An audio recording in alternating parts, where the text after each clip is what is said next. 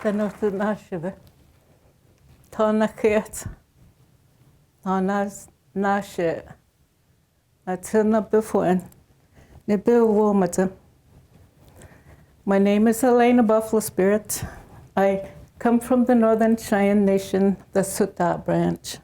There's two branches in the Northern Cheyenne Nation, SoTaa and the Testas. I'm a ledger artist, as the introduction says. I do ledger art. However, it has not always been that easy. Back in 2000, I was diagnosed with cancer. 2002, my only son was brutally murdered. He left me two beautiful grandchildren, ages 8 and 9. And at the time, I was married, and I was helping raise my daughter. His daughter, I was helping raise.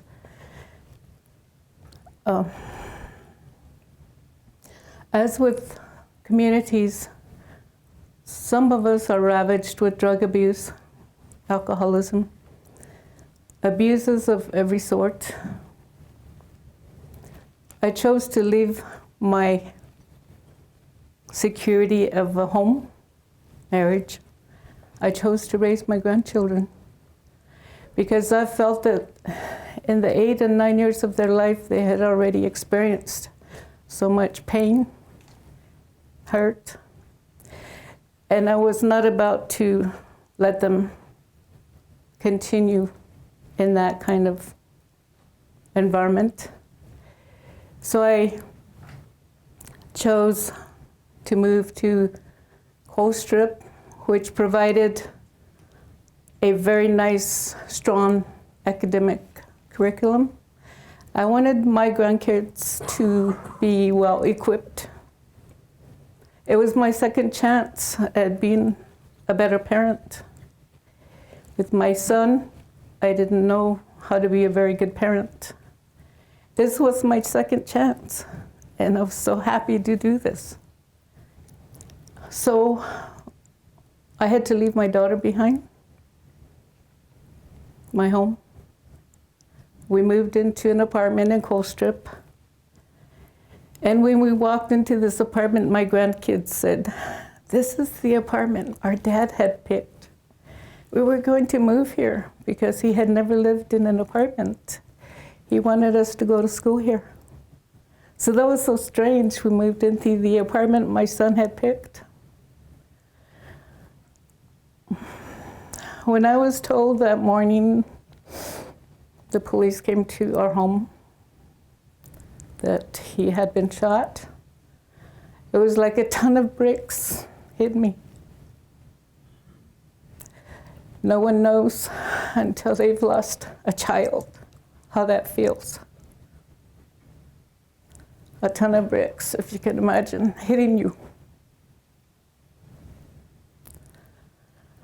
And from there, the FBI closed the case. They believed that he had committed suicide, even though it was not reported for 4.5 hours. He had a phone in the house. Someday we're going to find justice. That's what my grandkids tell me. That's what I believe. From there, I started painting. And each time I did a painting, it took away that loneliness, that pain. One night I sat there and I felt that grief. I felt it wash over me. Deafening silence, alone. And I picked up my ways that I was raised around, and I rolled a smoke, tobacco. That's what we use to pray, to bless ourselves. And I began to pray with and ask for help. And I started doing art. Ledger art, I paint on ledger paper, dated 1830s, This was my image of an ad I seen in the Oprah magazine. And it was a lady standing there like this. And the fringes were bubbles. But when I seen the ad, this is what I saw.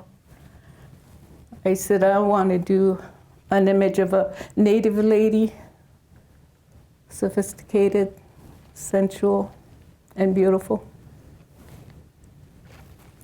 This one reminds me of my grandbabies that you bring home to Grandma and to the rest of the village. I like to incorporate humor because my dad used to say, humor is good medicine. So this one I titled, I'll Leave the Light On. You know what that represents? Rest. This one is She Rides with the Wind. It's done on a map of lame deer, Northern Cheyenne Nation. This one is called Morning Star Seekers. My son's Cheyenne name was Morning Star.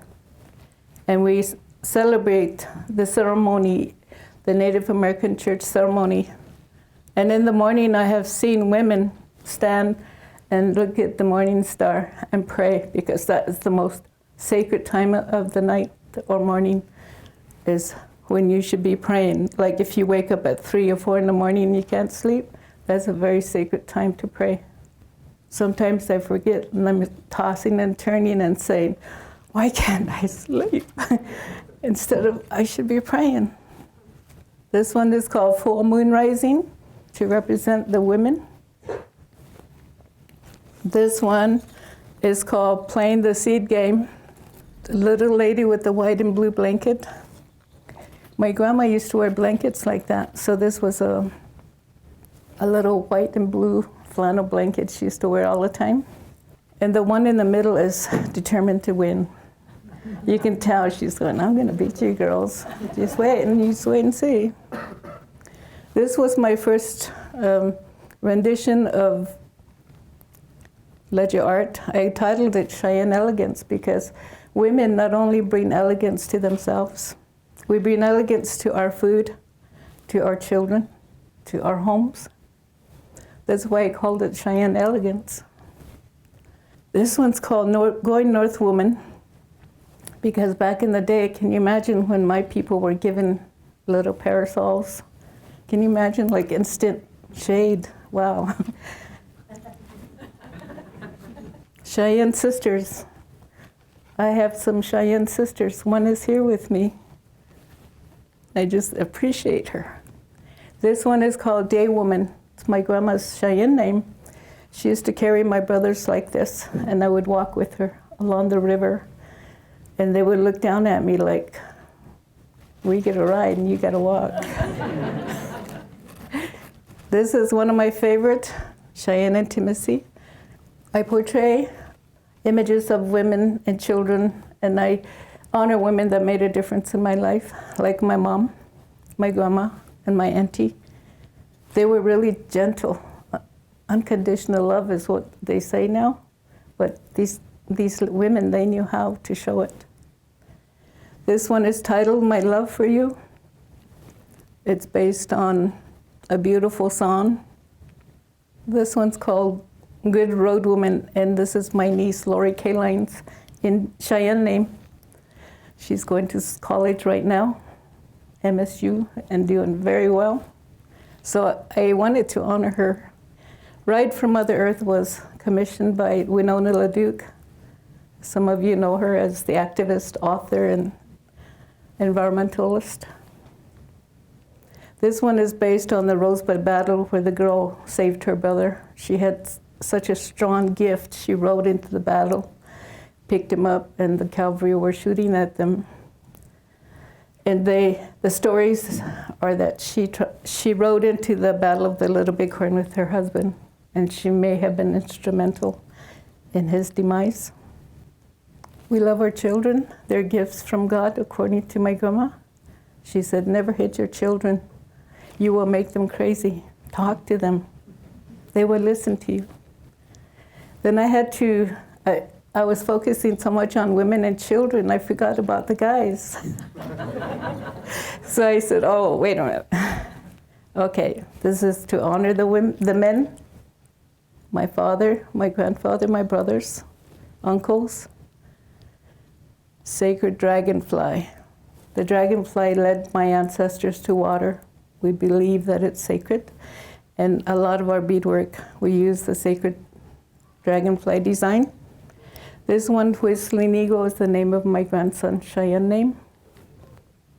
Fort Robinson survivors. Right now, there's 100 youth running from Fort Robinson, Nebraska, in honor of what happened in 1879 when we broke out of the barracks. I wouldn't be here today if that had not happened. The Squally Nation. My grandchildren are part from the West Coast tribes and also part Hawaiian and Irish. My dad would have called them fruit cocktail. This is based on my daughter's Cheyenne name, Sacred Pipe Woman. She is in the Air Force, stationed in Hawaii, has a beautiful little my grandbaby. This is another honoring of the Salmon Nations of the West Coast.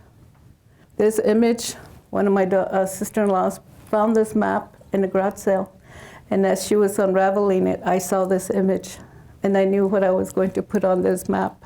It's a Lewis and Clark map. In fact, there's one sitting back there.